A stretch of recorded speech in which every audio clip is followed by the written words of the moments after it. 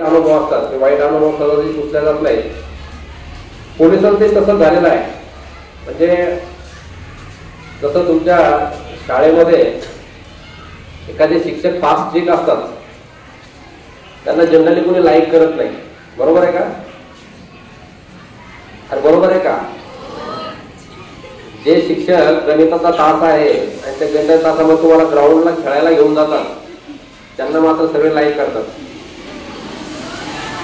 बरोबर आहे का? मी शाळा शिकलेलो आहे, तुमच्यासारख्या जिल्हा परिषद किंवा सरकारी शाळेमध्ये आमचं शिक्षण झालेलं आहे. हा जनरल अनुभव असतो आपला. घरामध्ये वडील असताना आपण शांत असतो. बरोबर आहे का? वडिलांची आपल्याला भीती असते, आपण काय चुकीचं केलं की वडील आपल्याला मारतील, बोलतील. बरोबर ना? वडील बाहेर गेले की आपल्याला थोडंसं फील्ड झाल्यासारखं वाटतं की चला आता वडील बाहेर गेले, मग थोडंसं खेळणं, बाकीच्या गोष्टी, मोबाईल, टीव्ही वगैरे या सगळ्या गोष्टी बघायला आपण मोकळं होतो. म्हणून आई आपल्याला जास्त प्रिय वाटते वडिलांपेक्षा. बरोबर आहे का? पोलिसांची समाजातली जी भूमिका आहे ती या वडिलांसारखी आहे. तुमचा सण असेल, उत्सव असेल, तुम्ही रस्त्यावर जात असेल, तुमच्याकडे मोटरसायकल असेल, तुम्ही ट्रिपल सीट चालले, तुमच्याकडे लायसन नाही आहे, डोक्यामध्ये हेल्मेट नाही आहे, सिग्नलवर थांबले नाही आहे, किंवा काहीतरी कर्णकर्कश आवाज करत हॉर्न वाजवून तुम्ही रस्त्यावर जाताय किंवा काहीतरी चुकीचं काम करताय, तुम्हाला या समाजामध्ये टोकणारं कोण आहे? पोलीस. आणि म्हणून पोलिसांच्या प्रती जनमानसामध्ये एक अशी भावना तयार झालेली आहे की हे नको त्या ठिकाणी येतात.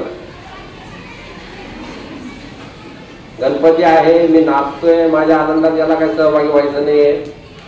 परंतु आपण ज्यावेळेस त्या मॉबचा भाग असतो, ज्या नाचणाऱ्यांचा एक भाग असतो, त्यावेळेस आपली विचार करण्याची पद्धत आणि 100 फुटावरून ज्यावेळेस आपल्याला समाज बघत असतो, त्यावेळेस त्यांच्या मनामध्ये तयार झालेले प्रश्न हे दोन भिन्न स्वरूपाचे असतात. कायदा व सुव्यवस्था राखणं पोलिसांचं आद्य कर्तव्य आहे. आणि कायदा व सुव्यवस्था राखण्यासाठी पोलिसांना दंडाचा वापर करण्याची अनुमती कायद्याने दिलेली आहे. आणि हे करत असताना कुठंतरी लोक आमच्याकडनं दुखावले जातात, परंतु त्यांना दुखावण्यामागचा उद्देश आमचा असतो की 4 लोकांना दुखावलं तर त्याच्यामध्ये 400 लोक कुठंतरी चांगल्या पद्धतीचं आयुष्य समाजामध्ये जगू शकतात. सरांनी सांगितलं 4 लोक इथे येतात. किती येतात? तुम्ही किती आहे? तुम्ही 2500 आहे. ते किती आहे? तरी त्या 4 लोकांमुळे काय तुम्हाला त्रास होतो. पोलिसांची भूमिका आहे की त्या 4 लोकांना जर आपण वेळेवर आवर घातली तर हे 2500 लोक जे आहेत ते सुखानं जगू शकतात. आणि कुठल्याही समाज व्यवस्थेमध्ये असेल, कुठल्याही राष्ट्र निर्मितीमध्ये असेल, इंटरनल सिक्युरिटी हा खूप महत्त्वाचा पार्ट असतो. ज्या देशाची इंटरनल सिक्युरिटी चांगली आहे त्याचा वेगाने विकास होतो, हा इतिहास आहे. आता तुम्ही शेजारचे राष्ट्र बघा, ज्या ठिकाणची इंटरनल सिक्युरिटी कोलॅप्स झालेली आहे त्या ठिकाणची परिस्थिती काय आहे.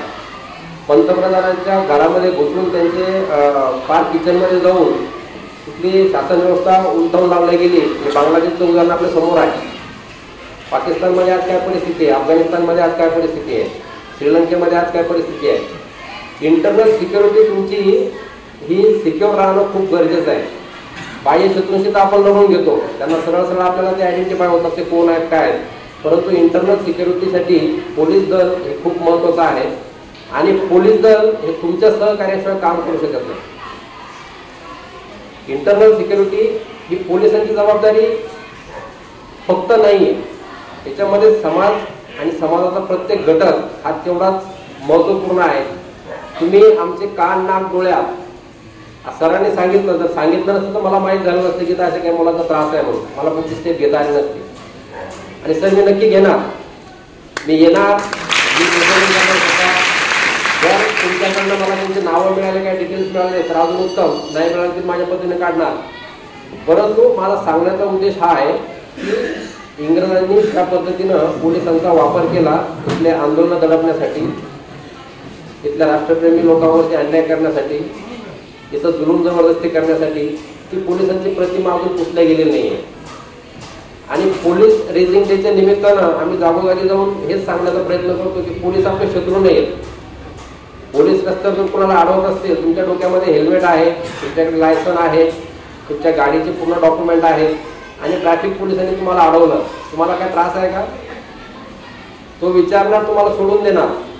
पण तुमच्याकडे हेल्मेट नाहीये तो तुम्हाला फाईन करतोय. कशासाठी करतोय? जर उद्या त्या मोटरसायकलवर चालताना तुमचा ऍक्सिडेंट झाला तर तुमचा सगळ्यात मेजर पार्ट जो असतो ऍक्सिडेंटमध्ये जो डॅमेज होण्याची शक्यता असते तो असतो तुमचं डोकं, आणि डोक्याच्या आत असतो तुमचा ब्रेन.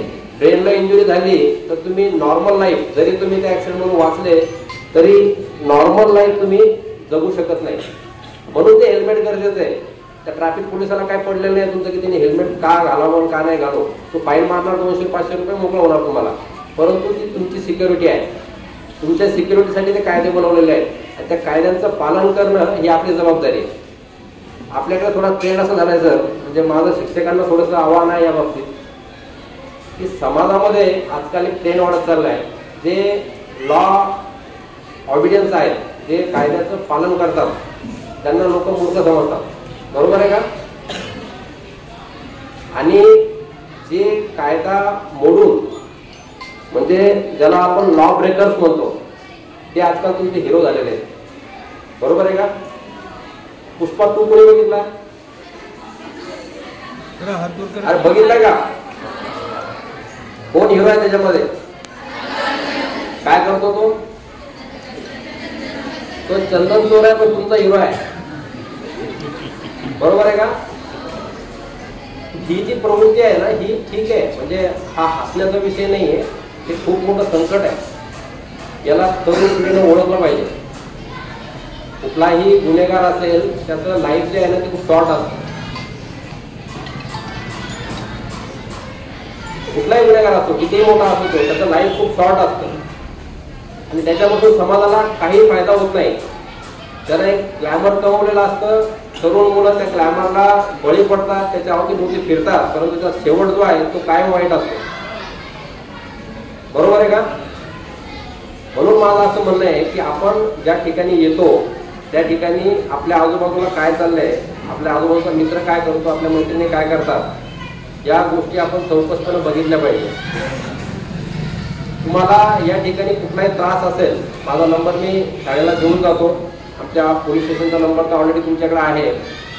तुम्हाला कुठलाही त्रास असेल, 112ची सेवा आपली 24 तास चालू आहे. 112ला कधीही कॉल करा, 10-15 मिनिटांमध्ये तुम्हाला पोलीस तुमच्या स्पॉटला पोहोचतील.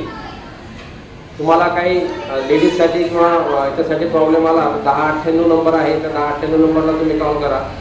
परंतु जोपर्यंत तुम्ही कॉल करणार नाही तोपर्यंत आम्हाला कळणार कसं की काय चालू आहे. तुम्ही कॉल केल्यानंतर तुमचं नाव जे आहे ते गोपनीय ठेवण्याची जबाबदारी आमची आहे. तुमची फॉर्मल कंप्लेंट असेल तर तिचं मी तुम्हाला थोडं सांगतो कसं असतं, काय म्हणजे प्रोसिजर काय आहे कंप्लेंट दाखल करण्याची. परंतु तुम्हाला जर टोटल शाळेला मिळून जर काही त्रास होत असेल, कोणी येत असेल, काही त्रास देत असेल किंवा काही छेडछाडीचे प्रकार या ठिकाणी होत असतील किंवा कोणी करण्याचा प्रयत्न करत असेल तर बिनधास्त कॉल करा. त्याचा समाचार आम्ही नक्की घेऊ. दुसरं एक सांगायचं असं आहे की थोडंसं आपल्यामध्ये म्हणजे मला हे या ठिकाणी बोलणं संयुक्तिक नाही, परंतु थोडंसं शिक्षण पद्धतीमध्ये आपल्याकडे लॉचा अवेअरनेस फार कमी आहे. बरोबर. म्हणजे जो देश ज्या कायद्यावर चालतो त्या कायद्याचं जुजबी नॉलेजही आपल्याला नसतं. म्हणजे मी आज मॅडमला जरी विचारलं की एखाद्याने कानाखाली मारल्यानंतर कुठलं सेक्शन लावायचं तर मॅडमला माहीत नसेल, शिक्षकांनाही माहीत नसतं. हे कायद्याचं जुजबी नॉलेज म्हणजे जे आपल्याला गरजेचं आहे ते तरी ऍटलिस्ट आपल्याला पाहिजे. ते आपल्या शिक्षण व्यवस्थेमध्ये ते नाहीये, त्याची बाब वाटते. तर ठीक आहे, तो पॉलिसी मेकरचा विषय आहे. परंतु ज्या कायद्याच्या भरोश्यावर आपला पूर्ण देश चालतो त्या कायद्याचं ऍटलिस्ट बेसिक नॉलेज तरी आपल्याला पाहिजे की आता तुमच्या विरुद्ध एखादी तक्रार किंवा एखाद्या चुकीचा प्रकार घडला तर तुम्ही पुढे काय केलं पाहिजे. या गोष्टीचं बेसिक नॉलेज तुम्हाला असणं गरजेचं आहे. तुमच्या शाळेला मला वाटतं गुड टच बॅड टचचे पण याच्या अगोदर प्रोग्राम झालेले असतील. हे झालं तिथपर्यंत, पण पुढे काय? एखाद्या मुलीवर काही चुकीचा प्रसंग घडला किंवा तिच्या सोबत काही चुकीचं घडलं तर तिने काय करायला पाहिजे? तिचं पहिलं काम आहे की तिने शिक्षकांना सांगावं. तिचं दुसरं काम आहे की तिने नातेवाईकांना, आईवडिलांना सांगावं. याच्याही पुढे जाऊन असेल तर तिने पोलिसांना सांगावं. शिक्षकांना माझं आव्हान आहे, मुलीने तुम्हाला काय सांगितल्यानंतर तुम्ही कुठलाही हे न बाळगता पोलीस स्टेशनला ती तक्रार केली पाहिजे. कारण आज छोटासा प्रकार हा पुढे जाऊन मोठ्या गुन्ह्यामध्ये परावर्तित होत असतो. म्हणून त्याला त्याच वेळी आवर घालणं गरजेचं आहे. पोलीस स्टेशनला तुम्ही आल्यानंतर तुमचं एक स्टेटमेंट रेकॉर्ड होतं. कायद्यामध्ये आता प्रोव्हिजन आहे की ते व्हिडिओग्राफीमध्ये होतं. ते स्टेटमेंट झाल्यानंतर आमची तपासाची जी प्रक्रिया आहे ती चालू होते. जोपर्यंत तुम्ही फॉर्मल कंप्लेंट आमच्याकडे दाखल करत नाही आमचे अधिकार आम्हाला प्राप्त होत नाही. म्हणून तक्रार करणं हा तपास प्रक्रियेचा सगळ्यात पहिला सुरुवातीचा मूळ मुद्दा आहे. तक्रार झाल्यानंतर पुढे तपासाची प्रक्रिया सुरू होते. त्या तपासामध्ये सगळ्या गोष्टी असतात. ते अटक असेल, हे असेल, चार्जशीट दाखल करणे असेल, नंतर कोर्टामध्ये त्याची ट्रायल वगैरे चालून नंतर आरोपीला शिक्षा वगैरे तो पार्ट पुढचा आहे. परंतु बेसिक पार्ट कुठला आहे की तुम्ही तक्रार केली पाहिजे. आंबेडकरांनी म्हटलेलं आहे ना, अन्याय करणाऱ्यापेक्षा अन्याय सहन करणारा जास्त दोषी आहे. ते याच कारणासाठी, कारण जोपर्यंत तुम्ही त्याला वाचा फोडणार नाही तोपर्यंत ते बंद होणार नाही. आणि तुम्ही समाजामध्ये वावरत असता काय चुकीचं आहे, काय आपल्याला काय त्रास आहे, काय नाही. आम्ही तर पोलीस स्टेशनला 50 लोक आहेत. अख्ख्या वसमत शहरामध्ये कोणाच्या घरात काय चाललं, कोणाला काय त्रास आहे, आम्ही एवढ्या गोष्टीवर नियंत्रण नाही ठेवू शकत. परंतु तुम्ही जर येऊन रिपोर्ट केलं तर नक्की त्याला पुढे कुठेतरी त्यातून मार्ग निघू शकतो, त्यातून तुमची सुटका होऊ शकते. आज या रेझिंग डेच्या निमित्तानं मला या ठिकाणी येण्याची संधी मिळाली आणि संयोजकांनी मला या ठिकाणी 2 शब्द बोलण्याची संधी दिली. त्याबद्दल मी त्यांचे आभार व्यक्त करतो. आणि इथून पुढे तुम्हाला काही त्रास असेल कधीही फोन करा. तुमचं जे काय ते टवाळखोर येण्याची वेळ असेल ती मला तुम्ही नंतर सांगा. त्या टायमाला इकडे पेट्रोलिंग स्वतःही मी चक्कर मारेल आणि काय असेल त्यांचा रिमोट आपण नक्की करू. थोडं बोलून मी थांबतो.